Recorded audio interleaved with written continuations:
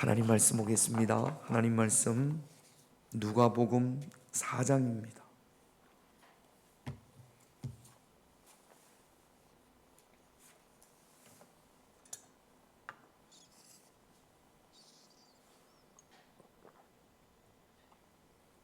누가복음 4장 2절 한 절만 우리 화면에 있으니까 함께 같이 읽습니다. 시작. 마귀에게 시험을 받으시더라.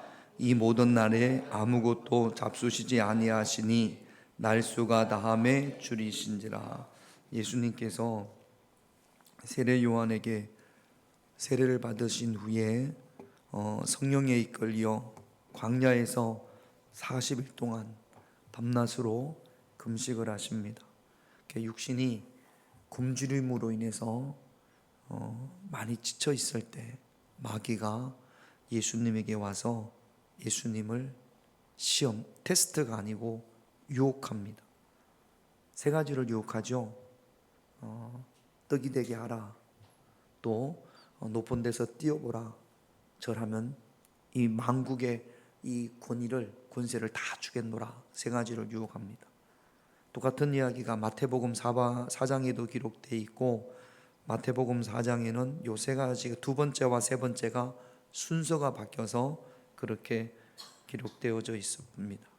첫 번째가 어떤 유혹이냐면, 이 세 가지 유혹 의미를 알고 마귀가 예수님에게 유혹했듯이 예수님의 제자인 우리에게도, 하나님의 자녀인 우리에게도 지금도 이 세 가지 유혹은 똑같이 우리에게 마귀가 유혹을 하고 있습니다.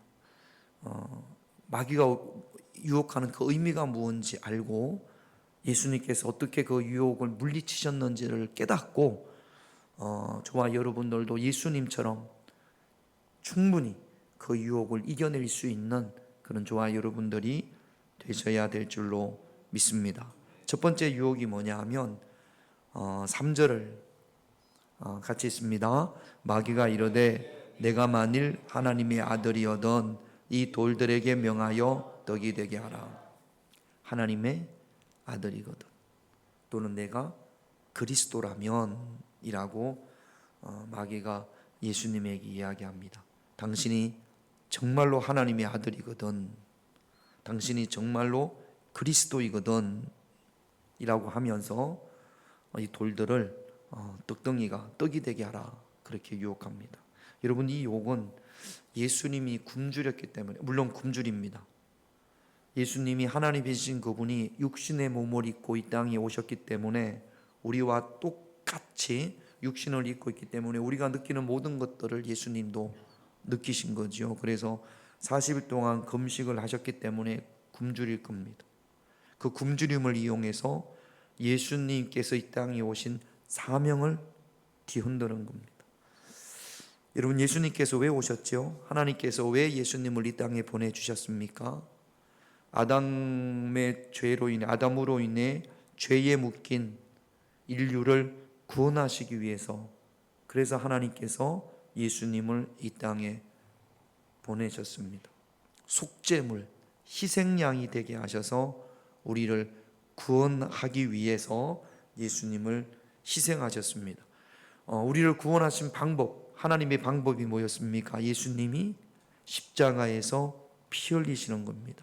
십자가에 달리심으로 십자가를 믿는 모든 사람들, 예수님이 내 죄를 위하여 십자가에 피 흘리셨음을 믿는 모든 사람들을 구원하시기 위함이 바로 예수님의 사명입니다. 그런데 이 지금 떡덩이가 되게 하라, 이 유혹은 그 예수님의 사명을 의심하게 하고 흔드는 겁니다.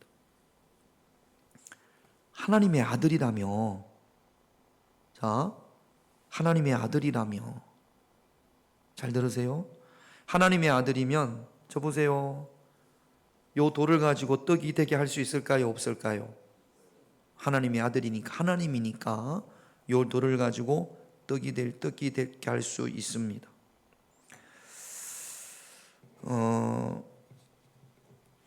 제가 한번 한번 찾아봐야겠다 싶어서 찾아봤습니다. 우리 성경에 떡으로 번역된 히브리어 이스라엘 말이 따라합시다. 레헴. 레헴이 떡이라는 뜻이에요. 떡. 떡입니까? 빵입니까? 여러분, 떡과 빵을 어떻게 구분하는지 아십니까? 뭐는 떡이고 뭐는 빵입니까?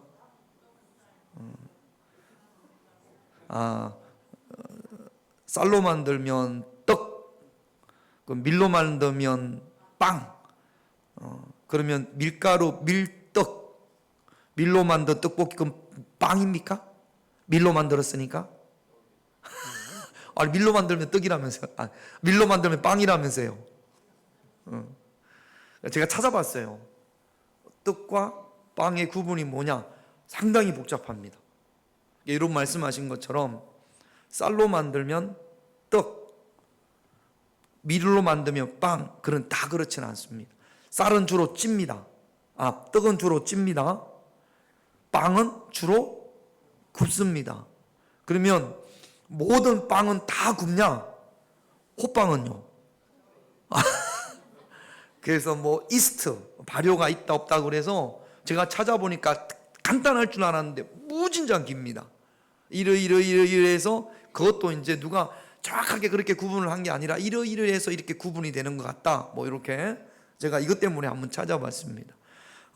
성경의 레헴을 우리는 떡이라고 번역을 했지만 사실은 저쪽에서는 빵이라고 하죠. 그래서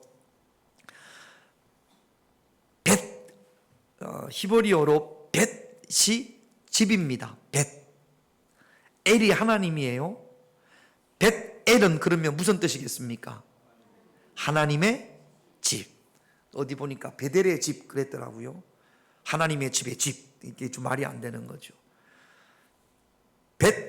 벳집에다가 렘이 합쳐져서 뭐가 됐냐면 베들레헴. 베트 더하기 레헴. 그래서 베들레헴이 됐습니다. 그러면 베들레헴은 무슨 뜻이에요?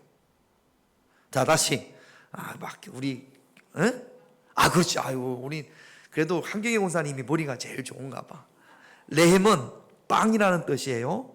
벳은 무슨 뜻이라고요? 집. 김용래 권사님 지금도 막 헷갈려요?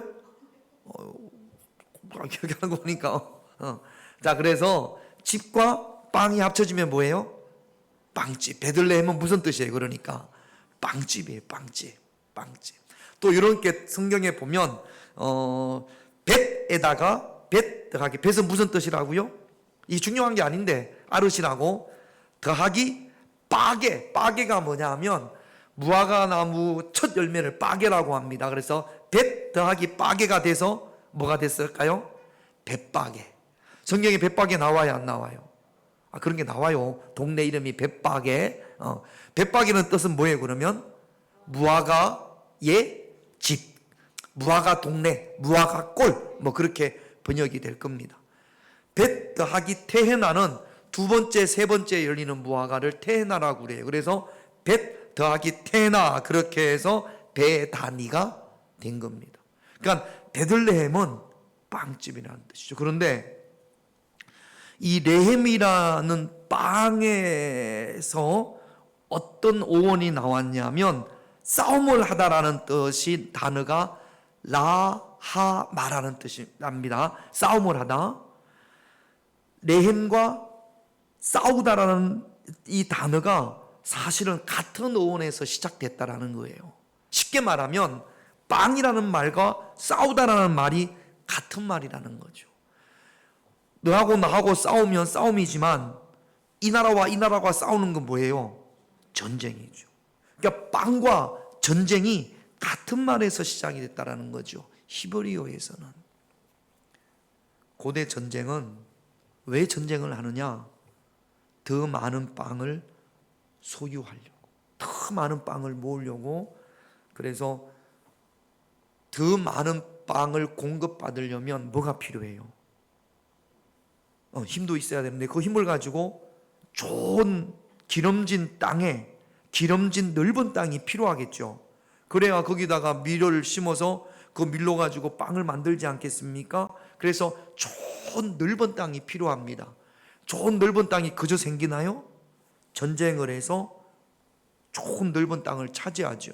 자, 좋은 넓은 땅을 많이 차지했어요. 그 다음에는 뭐가 필요해요? 거기서 일할 사람이 필요해요. 그 사람은 어디서 찾아와야 돼요? 요즘은 월급 주고 사람을 고용하지만 옛날에는 어떻게 했을까요? 옆 나라 가서 옆 동네 가서 잡아왔어요. 그래가 잡아와가지고 그 사람들이 노예가 되는 거죠. 이게 바로 전쟁입니다. 모든 전쟁을 그 내면을 살펴보면 결국에는 뭘 확보하기 위한 거예요? 빵을 확보하기 위한 거예요. 봐봐라, 정신 차려라. 당신이 하나님의 아들이면, 그러면 사람들이 무엇 때문에 고통받는지를 알아야 될 거 아니냐. 뭐 때문에 고통받아요? 뭐가 없어서? 빵이 없어서. 이해를 하시나 모르겠네. 뭐가 없어서? 빵이 없어서. 빵만 있으면 사람은 뭐 할 거다? 행복할 거다. 빵만 있으면 그러면 전쟁을 해요, 안 해요? 안 할 거다. 그러니까 굳이 십자가 지고 매 맞고 뭐 피 흘리고 하나님의 아들이라며 무슨 그런 방법으로 구원을 하냐? 이 당신 하나님의 아들이라며 그럼 능력이 있을 거 아니요? 그러면 이 광야의 돌들을 가지고 빵을 만들으라고. 그러면 사람들이 당신을 얼마나 따르고 당신을 높여주고, 그러면 이 인류의 모든 사람들은 행복할 것이다. 그래요, 안 그래요? 몰라요? 빵이 있으면, 돌들이 다 빵이 되면, 여러분들이 예수님이라면 내가 굳이 십자가를 져야 돼? 이 방법 말고 십자가를 지는 게 쉬울까요? 돌을 가지고 빵을 만드는 게 쉬울까요? 빵 만드는 게 훨씬 쉽겠죠. 그렇게 제안을 하는 겁니다. 당신이 하나님의 아들이면 굳이 그 좁은 길 십자가 그게 구원이 아니고 사람들에게 무엇을 주라? 빵을 주라. 빵을 주면 사람들이 너무 행복할 것이다. 지금 이렇게 마귀가 예수님을 유혹하는 겁니다. 그럴듯하단 말이죠. 예수님께서 뭐라고 대답하셨냐면 4절을 봅시다. 같이 읽겠습니다. 예수께서 대답하시되 기록된 바 사람이 떡으로만 살 것이 아니라 하였느니라. 마태복음에는 조금 더 길게, 요게 시편 말씀인데, 신명기 말씀인데 신명기 8장 3절에는 이렇게 기록되어져 있습니다. 요게 원본인 거죠. 신명기 8장 3절 같이 있습니다. 사람이 떡으로만 사는 것이 아니요 여호와의 입에서 나오는 모든 말씀으로 사는 줄을 내가 알게 하려 하심이니라. 만나를 주시고 나서 하나님께서 이 말씀을 하셨습니다. 여러분, 떡은 육신을 만족하게 합니다.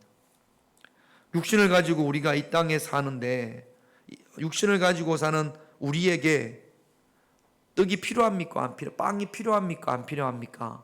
빵이 필요해요. 빵이 없이는, 떡이 없이는 우리가 육신을 지탱할 수가 없습니다.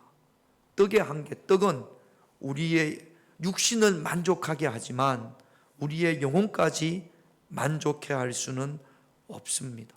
떡은 우리의 육신을 위해 하는 거예요. 그래서 열심히, 자 보세요. 빵이 많이 있으면 좋아요, 안 좋아요? 그래서 열심히 빵을 모으는 이유가 뭡니까? 무엇을 위해서 빵을 모으죠? 육신을 위해서. 육신을 위해서 빵을 열심히 모았습니다. 그래가지고 빵이 1000개, 10,000개가 됐어요. 근데 육신이 늙어서 100살이 돼가지고 이제 막 다 죽어갑니다. 빵이 1000개, 10,000개가 필요할까요? 안 필요할까요? 필요 없어요.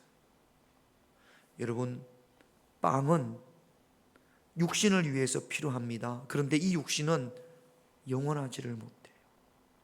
육신은 한계가 있습니다.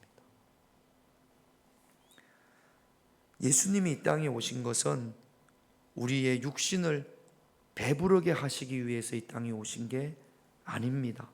요한복음 3장 16절에서 18절을 제가 한 절 여러분들이 한 절 18절은 같이 있습니다. 하나님이 세상을 이처럼 사랑하사 독생자를 주셨으니 이는 그를 믿는 자마다 멸망하지 않고 영생을 얻게 하려 하심이라.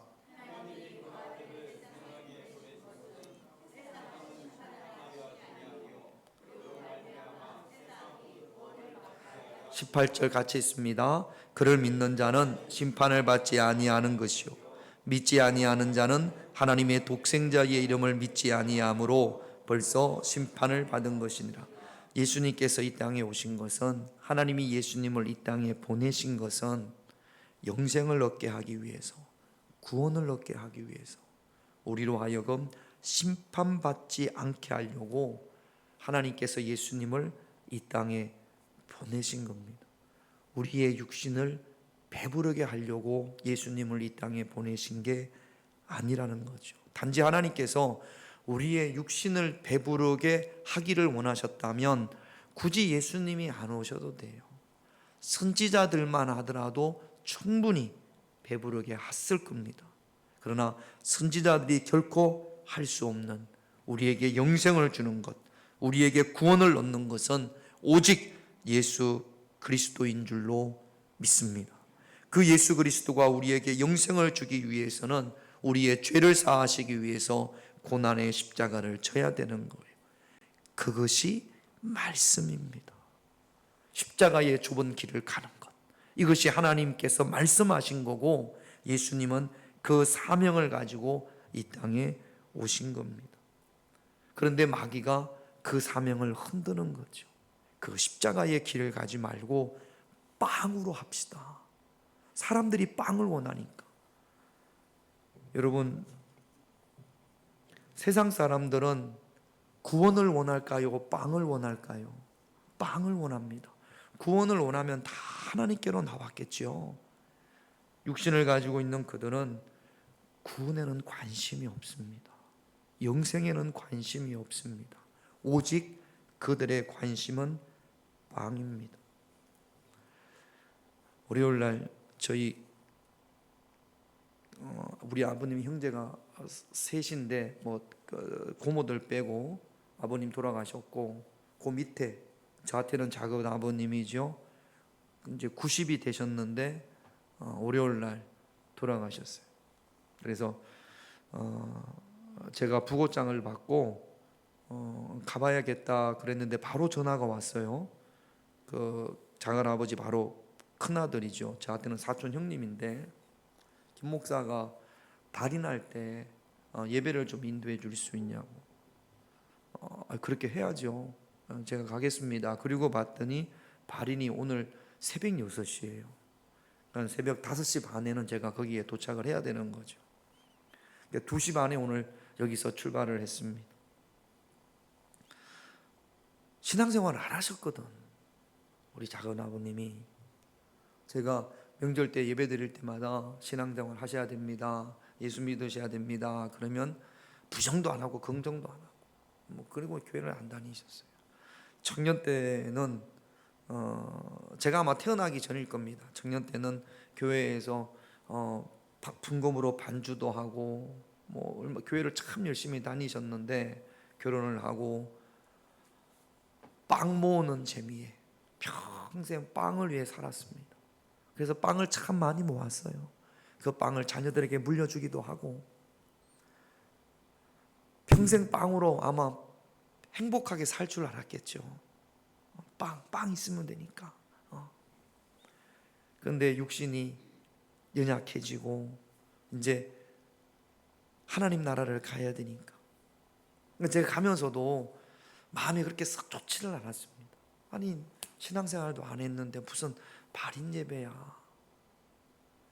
갔는데 도착하니까 그 숙모가 저한테, 니들 작은 아버지가 얼마나 주님을 찾았는지 몰라. 그 4주를 가까이 하게 하면 아프면서 그렇게 부르고 주여 용서해달라고 그러고 그랬다라는 거예요. 그리고 빈소에 가니까 또 십자가가 하나 다 이렇게 있네. 감사한 거예요, 안 감사한 거예요? 돌아가시기 전에 하나님의 이름을 부르는 것이 너무나 귀한 거죠. 그런데 건강할 때 빵만 먹으려고 하지 말고 주님이 주신 사명을 좀 깨닫고 건강할 때 주님을 위해서 좀 살지, 그런 마음이. 그 밑에 작은 아버님도 저 유튜브를 잘 보신답니다. 보실지 모르겠어요. 아니 우리 그래서 지금 가만히 생각해 보면 우리 집안이요, 집안 가족들이 이제 연세에 드셔서 신앙생활 열심히 하시는 분들도 있습니다. 그 작은 아버지 그 둘째 딸은 권사님이시고 얼토 신앙생활을 열심히 하십니다. 숙모들도, 작은 숙모도 열심히 하시고. 근데 죽을 때 보면 다 하나님을 찾았더라고요.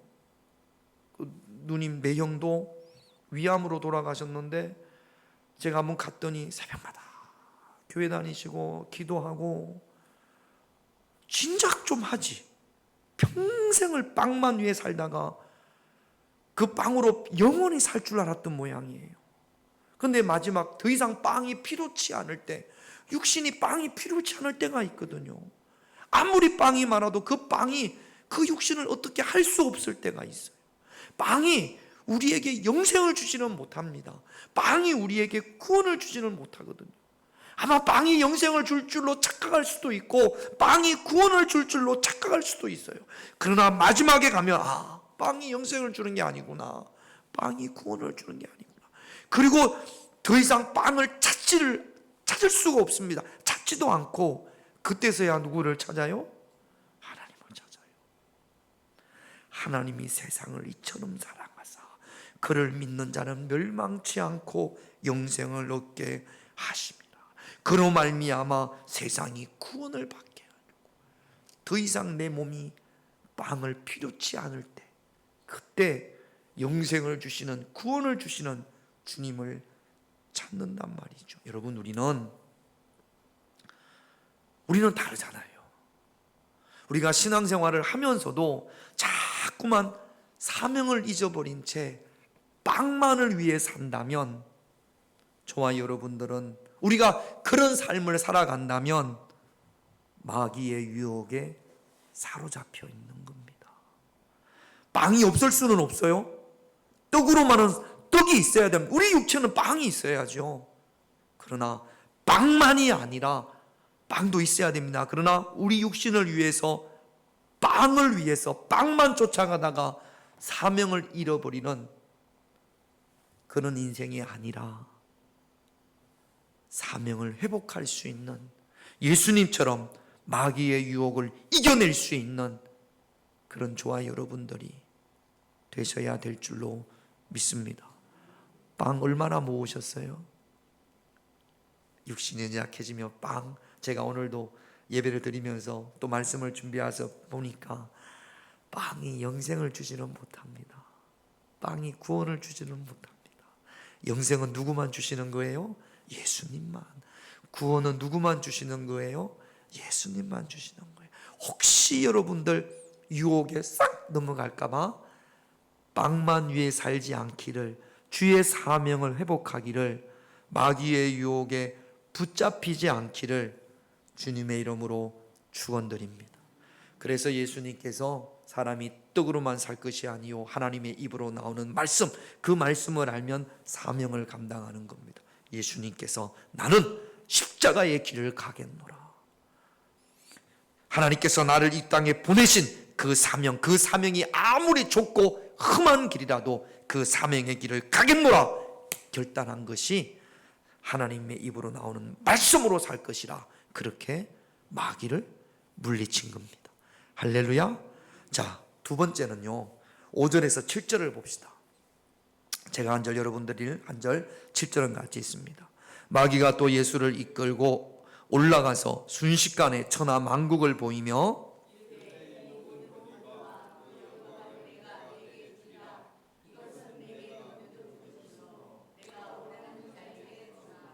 같이 있습니다. 7절. 그러므로 내가 만일 내게 절하면 다 내 것이. 이거 뭐 상당히 깁니다만 오늘 짤막하게 두 번째 유혹에 대해서 말씀을 드리겠습니다. 마귀가 예수님을 순식간에 어디로 성전 꼭대기로 올라가서 어디에 뭐 성전 산에 올라가서 확 순식간에 천하만국을 보입니다. 그리고 천하만국의 모든 권위와 영광을 주겠다라는 거예요. 뭐 하면? 절하면, 나한테 절하면, 그러면 권력을 주겠다라는 거예요. 힘을 주겠다라는 겁니다. 절하면. 세상 사람들은 이걸 시험이라고 생각 안 할 거예요. 야, 이런 축복이 어디 있습니까? 이런 축복이 절한분하면, 자, 물어봅시다. 자, 봐봐요. 자, 거짓말 하지 말고, 김영래 권사님, 절하면 5천억짜리 로또 복권 번호를 알려주겠대. 그러면 절합니까 안 합니까? 뻥치고 있네. 진짜 안 할까? 5천억짜리 절 한 번 딱 하면 5천억이 생겨. 장로님 해요 안 해요? 부자가 못 되겠네. 5천억 된다. 아니 내가 뭐 갖고 갔는데 화준이하고 하늘이한테 물려줘야지. 정말로 그럴까? 5천억 준다 그러면 절 한 번? 아니 나를 위해서 말고 절하면 서울대 합격시켜줄게. 서울대 합격. 해요 안 해요? 절하면 화준이 예수 잘 믿는 아가씨에 막 결혼시켜줄게. 해요 안 해요? 정말로 안 할까? 정말로 안 할까? 절한번 하면 대통령 당선되게 해줄게. 윤석열은 대통령이라고 해야지. 천번도 됐을 거예요. 뭐 이재명 대표도 마찬가지고 누구든 절한번 하면 대통령 되게 해줄게. 그러면 그냥 절이 뭐예요? 막. 절하면 암 고쳐줄게. 이런 이야기예요. 세상에 권위와 영광을 보여주면서 절한분하면 나를 섬기면 그러면 아니 뭐 십자가 들고 그거 하지 말고 모든 권력을 주겠노라. 마귀가 짓거도 하시는 아니죠. 그렇게 이야기를 거짓말로 하는 거죠. 여러분 우리가 신앙생활을 하면서도 이 유혹에 넘어갈 때가 참 많습니다. 눈 딱 감고 한번 절하자. 마귀에게 눈을 한번 딱 감고 내가 죄 짓자. 그래서 나에게 얻어지는 것이 있으니까 그만큼의 권위와 영광과 돈과 권력과 힘이 내게 주어진다면 눈 한번 딱 감고 절하지 뭐.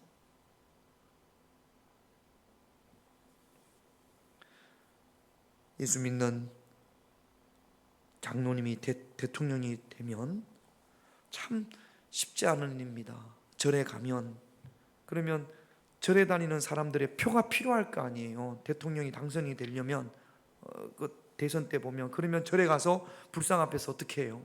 이렇게 마음은 아니겠지. 하나님 죄송합니다. 그러려나? 뭐 또 그 입장이 있겠습니다만 그렇게 해서 수천 표가 온다고 하면 그럼 거기서 그냥 주변에서 하겠죠. 하셔야 됩니다. 해야 됩니다. 지금 이게 신앙이 우선이 아니지 않습니까? 대통령이 되고 권력을 잡아야 이 나라를 하나님이 기뻐하시는 나라로 만들지 않겠습니까? 그러니까 한번 이렇게 하십시다. 보좌관들이 그렇게 하겠죠. 그러면 솔깃해가지고 나에게 절하면 만표가 생기니까. 그래서 이렇게 이런 유혹들이 오늘을 살아가는 우리에게도 얼마나 많은지 모릅니다. 지금 우리가 아이고 저는 그렇지 않습니다. 안 합니다. 그렇게 말할지언정 자꾸만 우리 마음이 그래 한 번 정도 그러면 내 아들이 잘 된다는데 내 딸이 잘 된다는데 내가 부자가 된다는데 내게 권력이 생긴다는데 암이 고쳐진다는데 그렇게 마귀의 시험에 유혹에 넘어가는 그리스도인들이 우리 교회는 없는데 이 땅에 있는 그리스도인들 가운데 종종 있을 수 있단 말이죠. 예수님께서 어떻게 말하셨습니까? 8절을 한번 볼게요. 같이 있습니다. 예수께서 대답하여 이르시되 기록된 바 주 너의 하나님께 경배하고 다만 그런 권이 필요 없다는 겁니다. 오직 나는 하나님만을 섬기겠다. 요수아가 이 말을 했죠. 나와 내 집은 오직 여호와만 섬기겠노라. 하나님을 섬기는 이들에게, 하나님을 섬길 때 세상에 권력은 없을지 모르지만 하나님을 섬기는 이들에게 영생이 주어지는 줄로 믿습니다.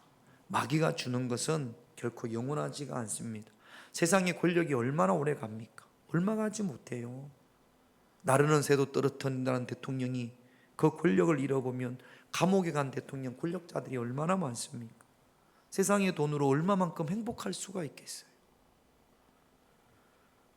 마귀의 유혹에 넘어가지 말고 예수님이 말씀하신 것처럼 오직 하나님께 경배하고 하나님만을 섬기는 그런 저와 여러분들이 되셔야 될 줄로 믿습니다. 세상의 권위와 세상의 영광 때문에 하나님을 떠나는 일이 결코 없어야 됩니다. 젊은 한 청년이, 미국의 청년이 은혜를 받고 저 아프리카 오지로 선교사로 나갔습니다. 자기의 피 끓는 젊음을 다 바쳐서 온 힘을 다해서 그 아프리카에서 복음을 전했습니다. 그렇게 세월이 지나고 이제는 까만 머리가 하얀 백발이 됐습니다. 그리고 건강했던 몸이 이제는 노인이 다 돼서 연약해졌습니다. 사랑하는 아내도 아프리카에서 선교를 하다가 풍토병으로 먼저 하나님 나라로 갔습니다. 평생을 최선을 다해서 열심을 다해서 복음을 전했는데 열매도 별로 없었습니다. 많이 지쳤습니다. 그래서 안식년을 맞아서 이제는 좀 쉬어야겠다. 그리고 고향으로 배를 타고 돌아오는데, 아프리카에서 돌아오는데 마침 그 배에 여름 휴가를 갔다가 아프리카로 갔다가 돌아오는 대통령이 그 배에 타고 있었어요. 배가 항구로 들어가니까 대통령을 따르는 사람들이 있잖아요. 보좌관들, 이런 사람들이, 많은 사람들이 대통령을 마중 나왔습니다. 그리고 군악대가 빰빠라빰빠라빰 빰빠밤 팍 연주도 하고 막 사람들이 손을 흔들고 대통령이 내렸습니다. 막 대통령을 환영하고 박수를 치고, 그리고 그 인파가 대통령과 함께 다 사라졌습니다. 제일 마지막에 이 노 선교사, 백발이 성성한 선교사가 배에서 이렇게 내려오는데 아무도, 환영을 나온 사람이 아무도 없었습니다. 무릎이 아파서 쩔뚝쩔뚝거리며 이 노 선교사가 배에서 내려오면서 참 한없는 피해가 느껴져서 비참한 겁니다. 내가 지금까지 뭐하고 살았나, 그런 마음이 드는데 그 순간 번개처럼 그 마음 가운데 하나님의 음성이 들리더라는 겁니다. 내 사랑하는 나의 종아, 너는 아직 너의 사명을 끝내고 천국의 항구에 도착한 것이 아니다. 하늘의 모든 천군 천사가, 구름 같은 허다한 정인들이, 그리고 성삼위 하나님이 너를 불꽃 같은 눈동자로 지켜보고 있다. 내가 내 인생을 다 하고 천국의 항구에 도착하는 날, 천국의 모든 나팔을 동원하여 하늘의 천군 천사가 너를 환영할 것이다. 수많은 정인들이 너를 마중 나올 것이다. 너는 아직 너의 길을 다 간 것이 아니다. 내 사랑하는 나의 종아, 너의 평생에 가는 동안 내가 너와 항상 함께 할 것이고, 내가 천국 항구에 도착하는 날 나의 모든 관심이 너에게 있음을 알게 될 것이다.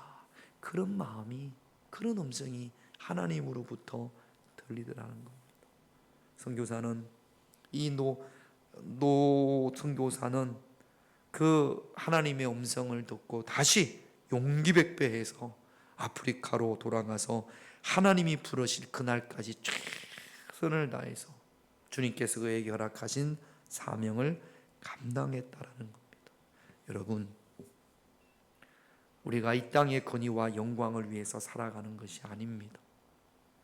오직 하나님의 영광을 위하여, 하나님의 사명을 위하여 영광과 권위는 주님께로 돌려드리고 오직 하나님만을 경배할 수 있는 그런 저와 여러분들이 되셔야 될 줄로 믿습니다. 마귀가 여러분들에게 절하면 다 줄게, 이것저것 줄게, 여기에 귀가 솔깃해서 따라가지 마시고 오직 나와 내 집은 하나님만을 섬기겠노라 선포할 수 있는 그런 저와 여러분들이 되셔야 될 줄로 믿습니다. 빵 때문에 사명을 저버리는 일이 없어야 되고, 세상의 권위 때문에 우상에게 절하는 일이, 어둠의 권세에게 절하는 일이 결코 없어야 합니다. 마지막 세 번째, 9절에서 11절 한 절, 제가 한 절, 여러분들의 한 절, 11절은 같이 했습니다. 또 이끌고 예루살렘으로 가서 성전 꼭대기에 세우고 이르되 내가 만일 하나님의 아들이거든 여기서 뛰어내리라.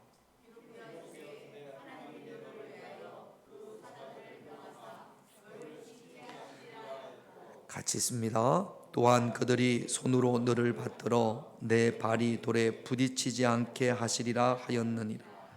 예수님을 성전 꼭대기로 올라갑니다. 정말로 하나님의 아들이면 뛰어내려보라.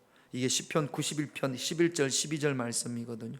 그러면 하나님이 너를 안전하게 지켜줄 것이고 당신의 발이 돌에 부딪히기 전에 천사들이 그 발을 붙잡아 주지 않겠느냐. 정말 그렇게 되지 않겠느냐. 여러분, 시편 91편 말씀을 보면 하나님께서 지켜주신다라는 말씀입니다. 언제 지켜주세요? 주 안에서 주의 말씀에 순종하고 주의 길을 가고 주께서 맡기신 사명을 감당할 때, 그러다가 고난을 받을 때, 그때 하나님께서 보호하시고 지켜주신다라는 거예요. 하나님이 나를 지켜주는지 안 지켜주는지 보자. 정말로 지켜주는지 안 지켜주는지 보자. 그리고 뛰어내릴 때 지켜주는 것이 아니라, 여러분, 지켜주는지 안 지켜주는지 보자 그리고 뛰어내리는 것은 뛰어내리지도 않습니다. 하지만 그런 마음을 갖는 것 자체가 하나님의 약속을 뭐 하는 거예요? 의심하는 거예요. 지금 마귀가 예수님의 마음속에, 우리 마음속에 정말로 하나님께서 지켜주실 것 같아, 정말로 하나님께서 너의 발이 돌에 부딪히기 전에 하나님께서 천군 천사를 보내서 딱 붙잡아 줄 것 같아, 좀 그 이야기를 하는 겁니다. 의심을 확 집어넣는 거예요. 여러분, 성경에 보면 하나님께서 풀무불에서 사드락과 메삭과 아베네고를 건져내셨습니다. 사자우리에서 다니엘을 지켜주셨습니다. 말씀대로 순종할 때 하나님께서 그들을 건지시고 지켜주신 겁니다. 마귀는요, 지금 예수님에게 또 우리에게 정말 그럴까라는 의심을 집어넣는 거죠. 여러분, 우리의 마음 가운데 성경을 읽으면서 쑥쑥 정말로 이럴까? 그런 마음들이 쑥쑥 들어올 때가 있습니다. 그 누가 넣는 거예요? 마귀가 넣는 거예요. 그렇게 성경에 이야기하시는 성경에 있으니까 뭐 이런 거지, 정말로 이렇게 옛날에 거나 그렇지, 정말로 이런 게 있을까? 중얼중얼 비마중 중천은 중얼중얼 그런단 말이죠. 의심의 마음을. 예수님께서 뭐라고 답하셨냐면 12절을 볼게요. 같이 있습니다. 예수께서 대답하여 이르시되 주 너희 하나님을 시험하지 말라, 의심하지 말라. 시험하지 말라, 이 말은 주 너희 하나님을 더 정확하게 말하면, 좀 적용해서 말하면 주 너희 하나님의 말씀을, 아까 그게 시편 91편 말씀 있잖아요. 의심하지 말라, 그렇게 말씀을 하시는 겁니다. 혹시 여러분들에게도 정말 그럴까? 그런 마음이 돌아올 때마다 주 너희 하나님의 말씀을 의심하지 말라 선포할 수 있는, 그 의심을 깨끗이 제거할 수 있는, 하나님을 시험하지 않는 그런 저와 여러분들이 되셔야 될 줄로 믿습니다. 예수님을 유혹했던 마귀는 지금도 똑같이 더 강하게 우리를 유혹합니다. 빵을 따르다가 사명을 잊어먹게 하고, 세상의 권위 얻기 위해서 마귀에게 절하게 하고, 자꾸만 하나님의 말씀을 의심하게 한단 말이죠. 그 유혹에 넘어가지 말고 예수님처럼 하나님의 말씀으로 충분히 이겨낼 수 있는 그런 저와 여러분들이 되시기를 주님의 이름으로 축원드립니다. 세 가지 기도 제목 보겠습니다. 1번 같이 읽습니다. 시작. 마귀의 유혹에 사로잡혀 사명은 잊어버린 채 오직 육신의 떡만을 위해 사는 인생이 되지 않게 하옵소서. 이런 인생이 되지 않기를 이 시간 우리가 기도하십시다. 2번 같이 있습니다. 세상의 권위와 영광을 얻기 위해 마귀에게 절하는 삶이 되지 않게 하옵소서. 마귀와 타협하는 인생이 되지 않기를 기도하십시다. 3번 같이 있습니다. 하나님이 약속하신 말씀에 대한 의심이 온전히 되게 하옵소서. 의심이 생길 때마다 예수님처럼 하나님을 시험하지 말라, 의심하지 말라 선포함으로 그 의심을 깨끗이 제거하시기를 우리 이 시간 함께 기도하기를 원합니다. 할 수 있다 하신 이는 찬양하고 기도하다가 자유롭게 돌아가시겠습니다.